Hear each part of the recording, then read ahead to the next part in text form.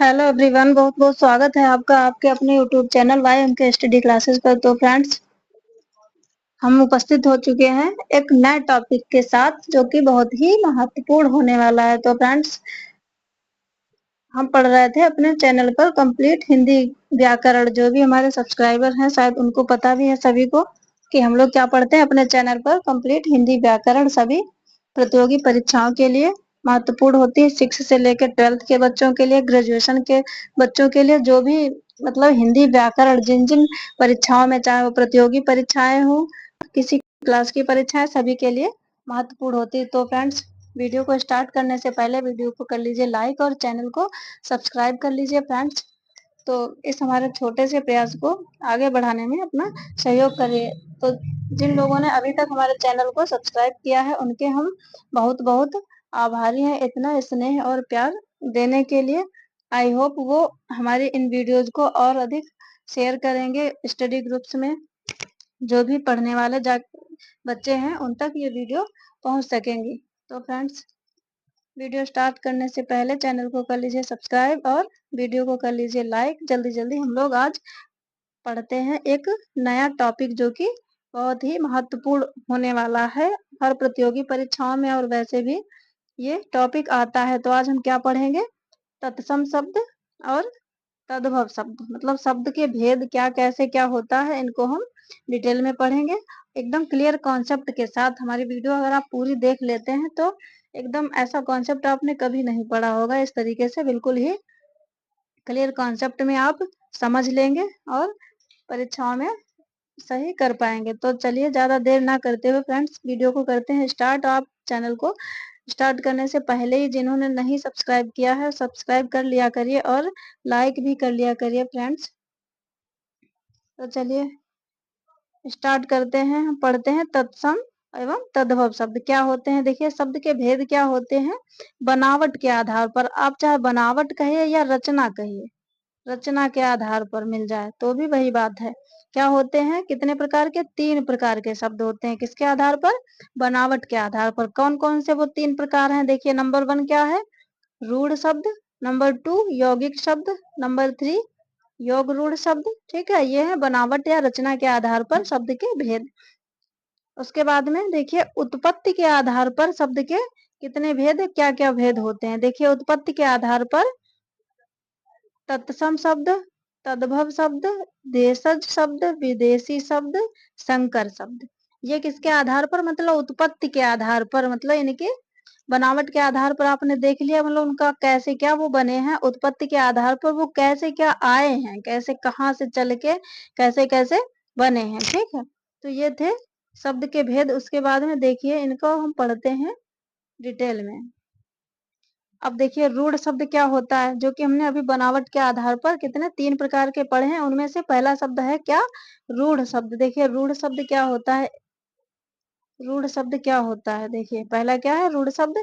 तो देखिए, बहुत ध्यान से समझिए, आपको ऐसे समझ में आएगा कि बिल्कुल ही आप नहीं भूलेंगे, हमेशा के लिए कॉन्सेप्ट क्लियर हो जाएगा। और जिस भी परीक्षा में ऐसे जैसे पूछ लिया जाएगा कभी कि 4 शब्द दे दिए गए, निम्नलिखित में से रूढ़ शब्द है या रूढ़ शब्द नहीं है, तो आपने अगर ऐसा हमारे साथ कॉन्सेप्ट पूरी वीडियो देख ली तो आप आराम से पहचान लेंगे। भले ही एग्जाम्पल में आपने कम शब्द पढ़े होंगे, लेकिन कॉन्सेप्ट अगर आपका क्लियर होगा तो आप पहचान लेंगे कि ये रूढ़ शब्द है।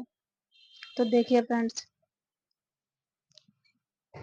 ऐसे शब्द जिनका स्वयं का अपना अर्थ होता है, वह किसी दूसरे से मिलकर नहीं बने होते हैं और उनको अगर तोड़ा जाए तो उनका अलग कोई अर्थ नहीं होता। ऐसे शब्दों को क्या कहते हैं? रूढ़ शब्द कहते हैं। जैसे देखिए, आम, फूल। तो ठीक है, आप समझ गए होंगे कि ऐसे शब्द जिनका अपना एक अर्थ, स्वयं का अपना एक अर्थ होता है, वो किसी दूसरे शब्द से मिलकर नहीं बने होते हैं। उनको अगर तोड़ते हैं, उनका अगर विच्छेद करते हैं तो उनका अपना अपना कोई अस्तित्व नहीं होगा। वो शब्द जो है स्वयं में अपने आप में ही पूर्ण होता है। अगर उसको अलग अलग कर दिया जाए तो उनका अपना अपना कोई अस्तित्व नहीं होगा। क्यों? क्योंकि वो किसी शब्द से मिलकर तो बने नहीं है, वो अपने आप में ही पूर्ण है। फिर उस पूर्ण को तोड़ेंगे तो उसका कोई अर्थ नहीं रह जाएगा। अब देखिए, जैसे आम, इसको हमने तोड़ा, आ प्लस मा। अब देखिए, क्या इसका कोई रह गया अस्तित्व? वैसे तो अस्तित्व होता है शब्दों में, लेकिन क्या ये कोई शब्द है? और ये कोई शब्द है नहीं ना। अब ये शब्द ही नहीं रह गए, इनका कोई अस्तित्व ही नहीं, अलग से कोई अर्थ ही नहीं रह गया। तो ऐसे शब्दों को क्या कहते हैं?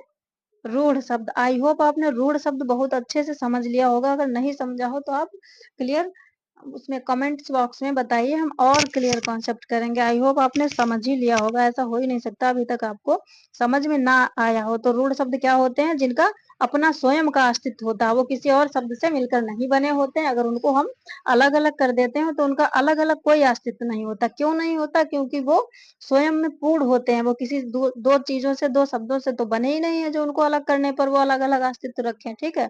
उसके बाद में देखिए यौगिक शब्द क्या होता है? यौगिक शब्द क्या होता है? ऐसे शब्दों को यौगिक शब्द कहते हैं जो दो या दो से अधिक शब्दों से मिलकर बने होते हैं और उनको तोड़ने पर भी उनका अलग अलग अर्थ होता है, उनका अस्तित्व होता है। तो ऐसे शब्दों को क्या कहते हैं? यौगिक शब्द। जैसे प्रधानमंत्री, पाठशाला, विद्यालय, बालगृह, ये सब क्या है? यौगिक शब्द। क्यों? देखिए, अगर हम प्रधानमंत्री को तोड़ते हैं, प्रधानमंत्री,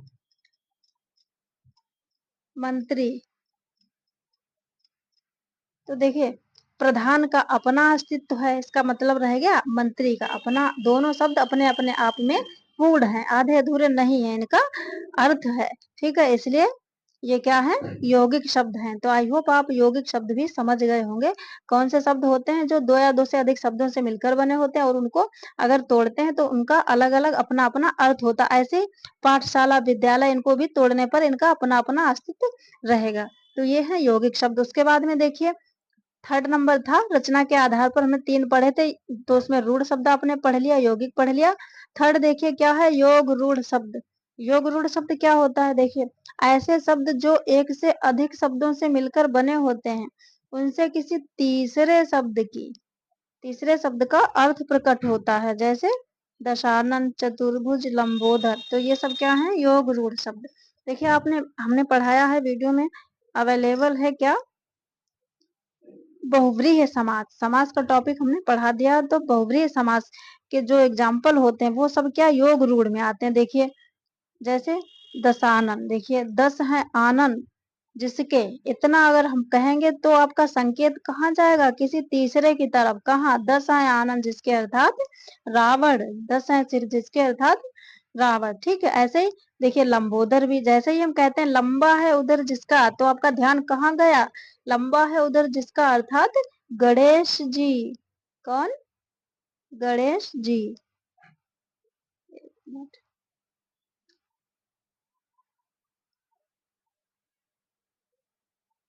तो कहाँ ध्यान गया? गणेश जी की तरफ। ठीक है, तो जहां किसी तीसरे शब्द, कोई तीसरा शब्द बने जिसका तीसरा अर्थ हो, तीसरे शब्द की तरफ संकेत हो, ऐसे शब्दों को क्या कहते हैं?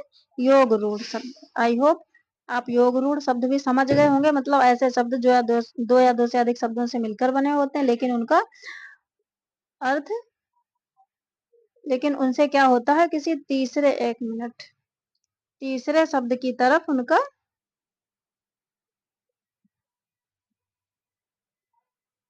एक मिनट फ्रेंड्स,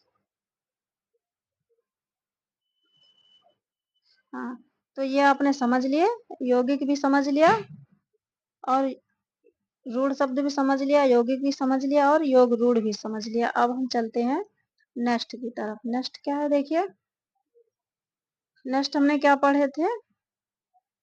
देखिए यहाँ पे हमने पढ़ा था उत्पत्ति के आधार पर। उत्पत्ति के आधार पर क्या पढ़े थे? तत्सम, तद्भव, देशज, विदेशी, संकर। तो अब देखिए इनमें से तत्सम और तद्भव शब्द हम पढ़ लेते हैं, बाकी पढ़ेंगे नेक्स्ट वीडियो में। देखिए तत्सम शब्द किसको कहते हैं?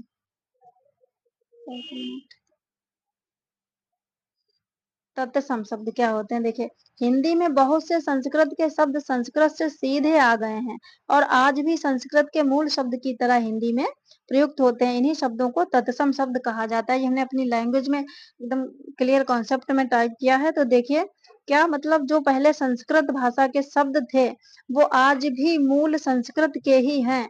वो लेकिन प्रयोग किसमें होते हैं? हिंदी में प्रयोग होते हैं। ठीक है, इसमें प्रयोग होते हैं हिंदी में।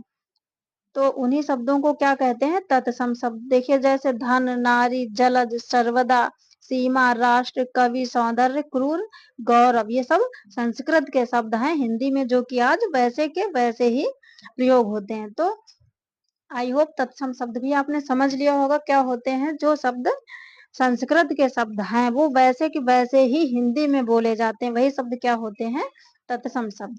अब देखिए नेक्स्ट है तद्भव शब्द क्या होते हैं। तो देखिए तद्भव शब्द ऐसे शब्द जो स्रोत भाषा के शब्दों से विकसित हुए हैं, क्योंकि ये शब्द संस्कृत से चलकर प्राकृत, अपभ्रंश, कहाँ कहाँ से, प्राकृत, पाली, एक मिनट, पाली भाषा, प्राकृत, अपभ्रंश, इन सब से होते हुए कहाँ पहुंचे हैं, हिंदी तक पहुंचे हैं।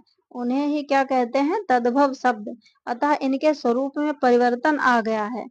तो आप समझ लिए होंगे कि तद्भव शब्द किसे कहते हैं, किसे कहते हैं। देखिए जो शब्द संस्कृत से चलकर कहाँ कहाँ पाली भाषा में आए, फिर प्राकृत में आए, अपभ्रंश में आए, लेकिन अब हिंदी में पहुंचे, वो हिंदी के शब्द हो गए, हिंदी में बोले जाते हैं, उनमें परिवर्तन हो गया, मतलब संस्कृत के वैसे शब्द नहीं, उनमें परिवर्तन हो गया, तो ऐसे शब्दों को तद्भव शब्द कहते हैं। जैसे देखिए दही से क्या बना है, दही दधी से बना है, दही से क्या, जैसे दधी छोटी की मात्रा है यहाँ पे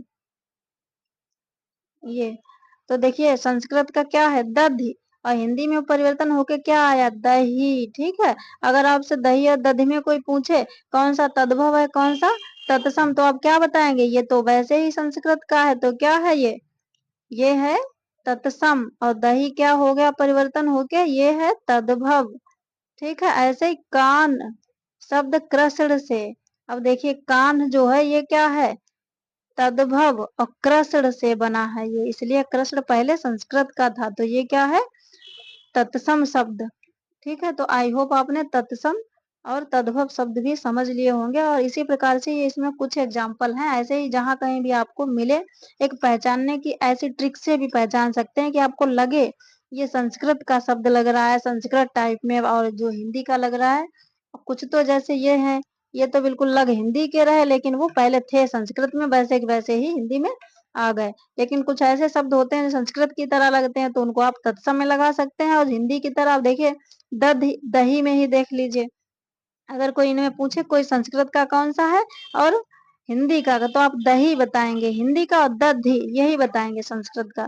तो ऐसे भी आप पहचान सकते हैं, जो आपको थोड़ा सा लगे संस्कृत टाइप में। चार ऑप्शन दिए हैं, उनमें से तद्भव तत्सम पहचानना है तो आप पहचान लेंगे। बाकी देशज विदेशज और संकर शब्द बचे हैं, वो हम पढ़ेंगे नेक्स्ट वीडियो में। तो आई होप फ्रेंड्स आपको वीडियो आ गई होगी पसंद, और वीडियो को कर लीजिए लाइक, और आप कमेंट्स बॉक्स में अपना एक्सपीरियंस, अपना फीडबैक हमें जरूर दीजिए, जिससे हमें कुछ और सुधार करने का जो भी आवश्यकता है, हमें कुछ पता चल सके और अधिक मोटिवेशन मिल सके। तो फ्रेंड्स आई होप आपको वीडियो पसंद ही आई होगी, क्योंकि हम इतनी मेहनत करके आपके लिए वीडियो प्रोवाइड करते हैं एकदम क्लियर कॉन्सेप्ट के साथ। ऐसा मतलब हमें खुद ही अपने ऊपर विश्वास है कि पढ़ाने से मतलब जो भी पढ़ाएंगे उसका कॉन्सेप्ट तो क्लियर आपको हो ही जाएगा। तो ये आपने समझ लिया होगा।